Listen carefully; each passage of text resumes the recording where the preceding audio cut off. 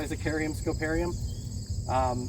And they say that on the beaches there is this variety littorale that we're currently calling variety littorale because it has no other name.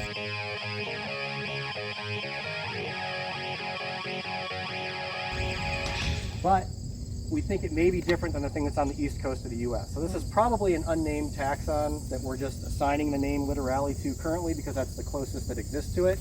But it differs from little bluestem, Schizachyrium scoparium, in that rather than being a tight clump, it'll start to form these larger colonies. So you can see that there's a stem coming off from over here.